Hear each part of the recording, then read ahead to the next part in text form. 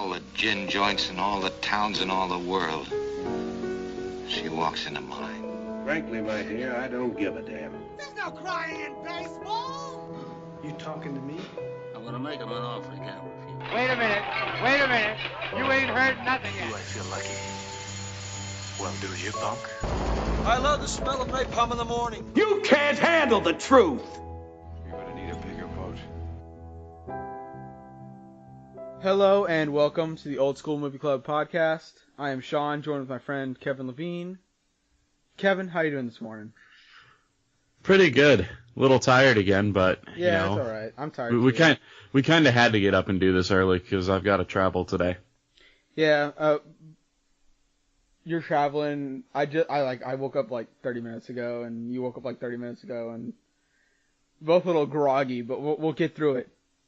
We will. All right, but anyway, this past week we went and watched White Christmas. I want to get your initial reaction from it first because I think you're gonna be surprised by my reaction. Okay. Yeah, I thought this was a lot of fun. I got the chance to see it in a theater, so I had a better experience with it than I thought I was going to have because I thought I was going to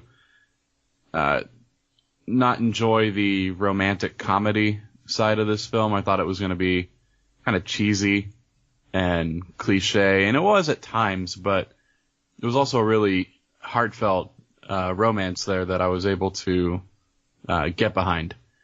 And I also really enjoyed the music here. Yeah, so my initial reaction is I actually really liked it, which I know kind of surprises you because you were saying I might not enjoy this one, but I actually did really like it. And it wasn't even good. I didn't even feel like it was a hard romance or anything like that or anything like it was more about trying to help their old army buddy, and it was right. Funny at a lot of points, and the music was great, and I actually liked it a lot. So, anyways, let's speaking of music, let's talk about the music, and I'll start off with saying I actually forgot that Bing Crosby was in the movie, and I love Bing Crosby, so that was a big surprise. That was a good thing for me because Man, he is White Christmas. Yeah, I know. And I knew he sung the song, but I didn't when he popped up on screen, I was like, oh, it's him. I usually don't look at the cast or anything before I go into it, and especially with a movie like White Christmas, which I had no idea about anything about it. But yeah, and there was actually a Christmas film that came out, I think 12 years earlier, called Holiday Inn, that also featured Bing Crosby singing White Christmas.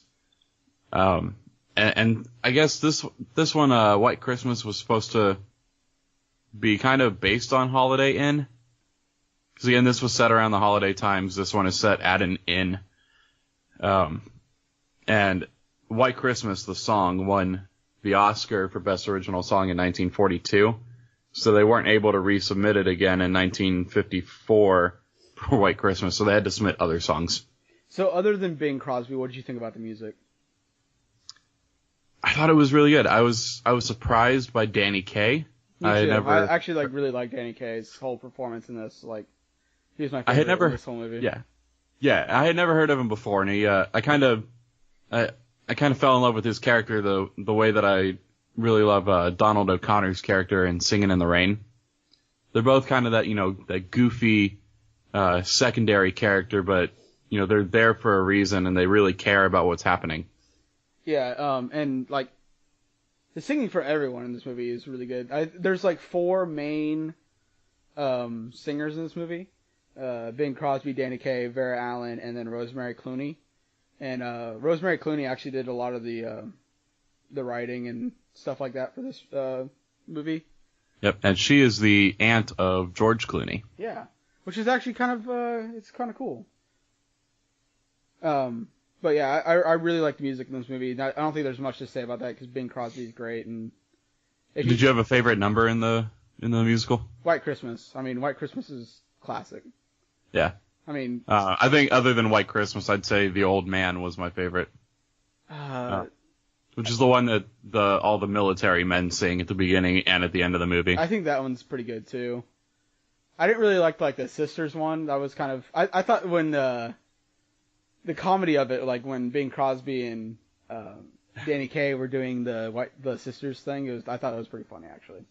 It was. And that's what something like this movie pulls off is like they do a lot of cheesy stuff, but it just works for this movie. These actors and actresses do a very good job of being cheesy. I know it's crazy, especially with Bing Crosby because he's not an actor. He was a singer. I mean, yeah. He had done performances like he'd been in movies and stuff, but he did a really really good job in this movie. I think we should go from start going into that now. What did you think about the performances in this movie? We kind of already talked about Danny Kaye, and I think Danny Kaye knocked this one out of the park. He was great.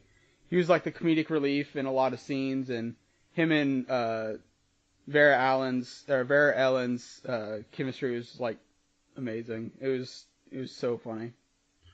Yeah, I really liked all the performances here too. I was worried going into it that with having 4 characters that are so prominent and important to the story, that they wouldn't be able to find a good balance between all 4 of them.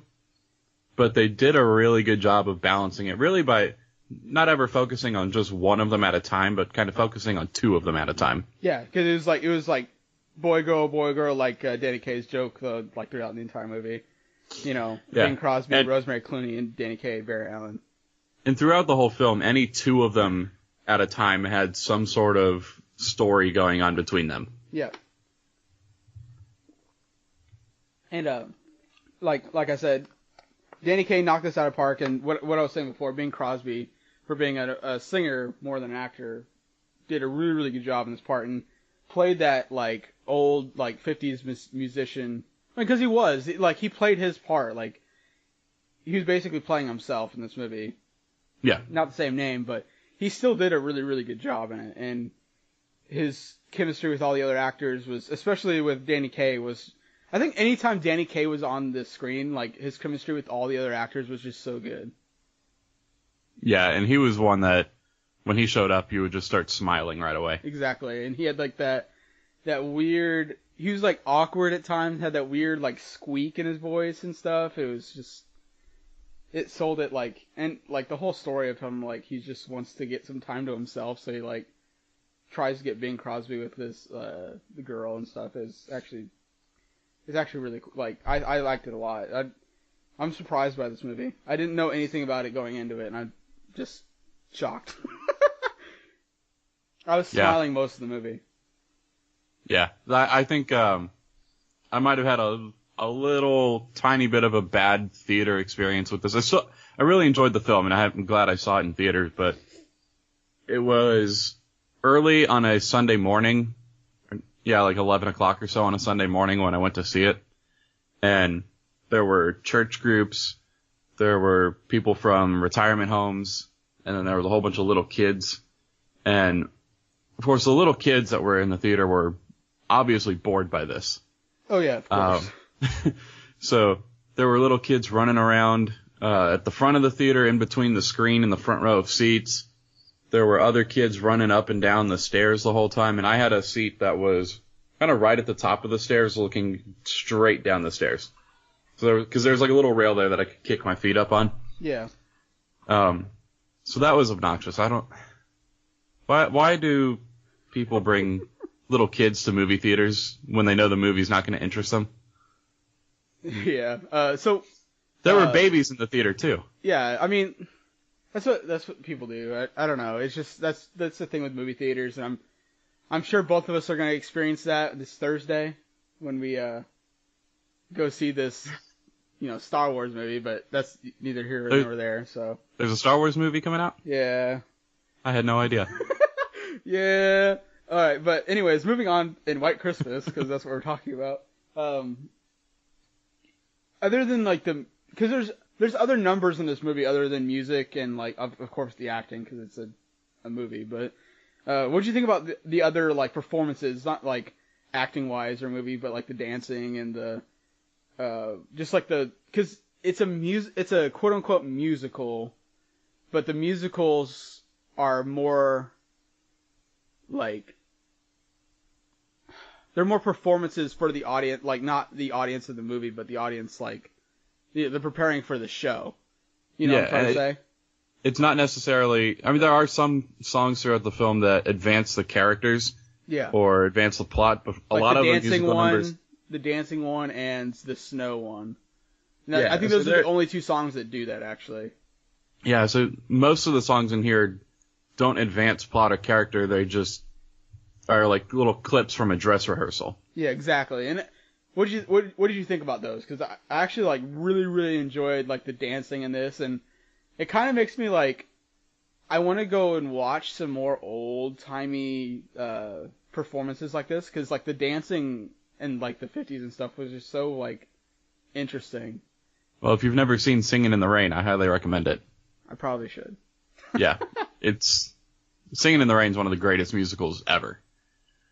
Yeah, I wasn't too big on those numbers though. The ones that just kind of seemed like an advertisement for the musical that they were trying to put together. Yeah, I mean, they were fine. They sang well, they danced well, but they kind of took me out of the story because they didn't advance the story. Yeah, I mean, they did this whole thing where they were like, it was kind of like they did it 3 or 4 times throughout the movie where when they're preparing to put on the show, like the cast members would gather around like a little sign, and it would kind of give you like the title of the song and very, very cheesy way to cut into a musical number. Yeah. But I mean, I don't know. There's something about it that just like fit to me. It fit for this movie. If it was done today, it would not work. But it just fit for this particular movie. And that's definitely something that happened a lot in musicals in the 40s and 50s. So, I just want to talk about how this movie was only nominated for 1 Oscar. Oh, was it? Yeah. Best Music Original Song, Irving Berlin, for the song Count Your Blessings Instead of Sheep. Right. But, I don't know. Danny Kaye was just, like, so good in this movie, like, all around. His singing was good, his acting was amazing.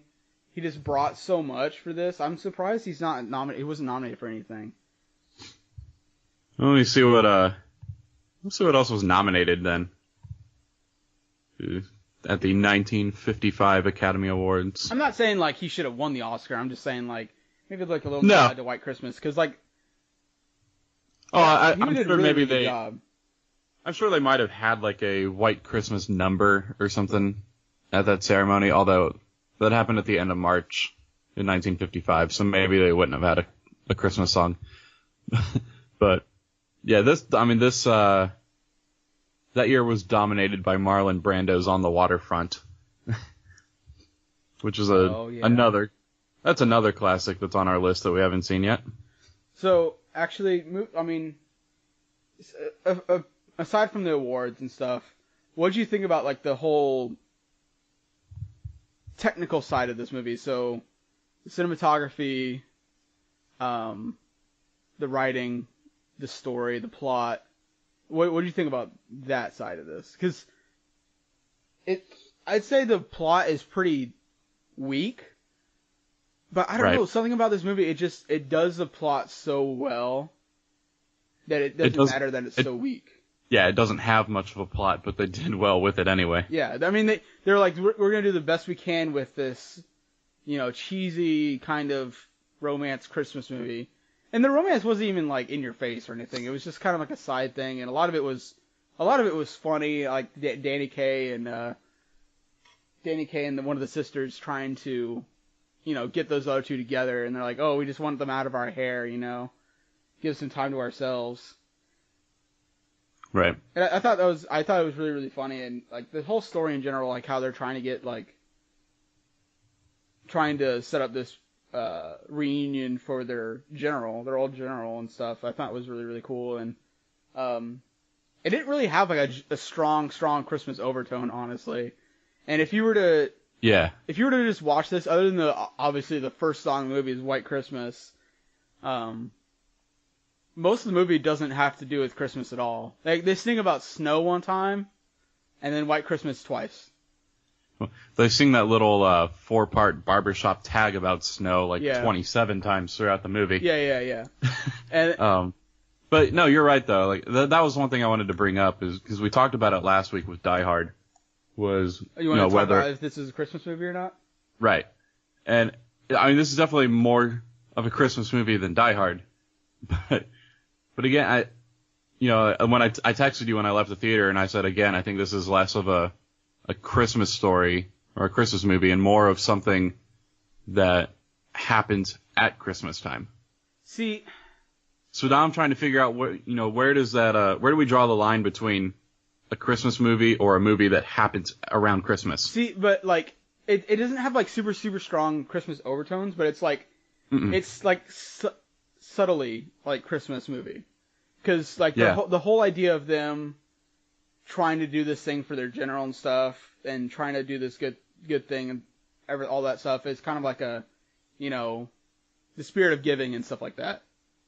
Right. And like just being together as like loved ones and stuff like that. I think that's like a strong Christmas theme.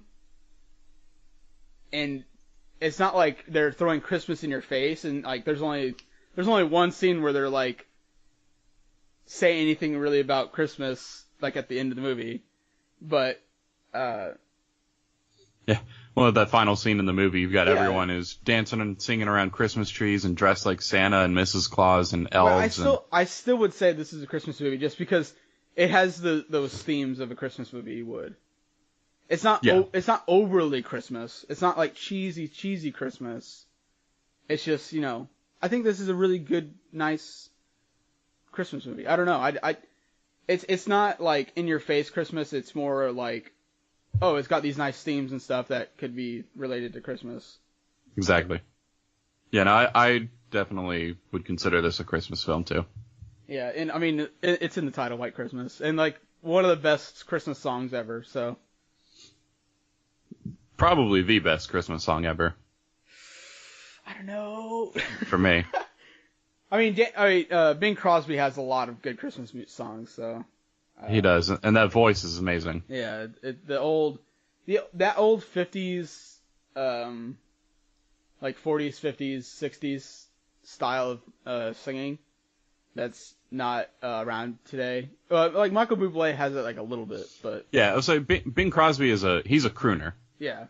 For sure, much like Dean Martin and Frank Sinatra. Yeah. Some of those other guys, and I love that music so much. I do too, and it surprises me though, how deep Bing Crosby's singing voice is compared to his speaking voice. Yeah, it does. It sounds like a completely different person, even though it's not. It does. But anyways, let's go into final scores for this movie. What are you giving White Christmas? I'm gonna go with a 4 out of 5. I had a lot of fun. I had a lot of fun with this film. The music is great. The acting and singing and all that are really good. I'll take some points away because, not that it's really this movie's fault, but the set pieces in the film are so blatantly obvious. Yeah, it is. And we didn't really talk about it on the technical side, but like technically this movie's not that super strong. It's 1954. It was probably filmed on a soundstage in the middle of Los Angeles. Oh, definitely. You could tell the ground is like just they threw some gravel on the ground in the background in that inn. Like when they're pulling their car up in the inn scene, like when they're just visiting the inn, I was like, that's not even a real environment. Like they're in like a stage right now. But I mean that's fine. Like yeah, not every movie has to be like a technical masterpiece, No, and it's obvious like that right away in the war scene too at the beginning of the film. Yeah. Because I mean that sky is not a real color of a sky I've ever seen before. And no, actually they bring up and the clouds didn't move at all. Yeah, I know, and they bring up the set that they had for the first scene for the musical number. At the end, when they're like all together, they basically like bring it up, and it looks almost exactly the same. And I'm like, I see what you did there. Yeah, it was some very obvious set pieces, but I mean, it takes away from the film ever so slightly, but you have to give it some some slack because that was 63 years ago. Yeah, and I'm also gonna give this one a 4 out of 5. I actually like this movie a lot more than I thought I was going to. You were saying like, oh, it's a romantic comedy that's like a musical, and I'm like, okay, let's see. And then like when I started watching the movie, I instantly was like smiling because, it starts off with White Christmas, so that's already like a good mark against it. Like that's the first scene in the movie, singing White Christmas, and then, when Danny Kaye's character gets involved, I'm like, okay, I think I'm gonna like this movie, and it made me want to go. I want to go and watch more Danny Kaye movies because he has a lot of them, and yeah, I really really like his performance in this movie, and maybe this is like a standout. I don't know, but I definitely want to go. I don't know either, but I liked it. I definitely want to see what else he's done. So yeah, 4 out of 5 for both me and Kevin. What are we watching next week, Kevin? This coming week we'll be watching National Lampoon's Christmas Vacation. Yeah, and I'm not too excited about this one either. Hopefully it surprises me. No. I mean, I've heard really great things about it from family. My dad is a huge fan of the Vacation film franchise. So I don't know, but it's straight up comedy, which is what worries me. Yeah, it's straight up comedy, and it's like that old. It's not old comedy. It's not super super old. It's like from the 80s, or actually 90s, right? Almost. It's 1989. Okay. Yeah, because so it's a lot more recent than White Christmas. It is, but White Christmas still had like that. It just had like that charm to it. It did. I don't know. I'm surprised how much I like that movie. But anyways, we're done talking about White Christmas, and next week we'll be talking about Christmas Vacation.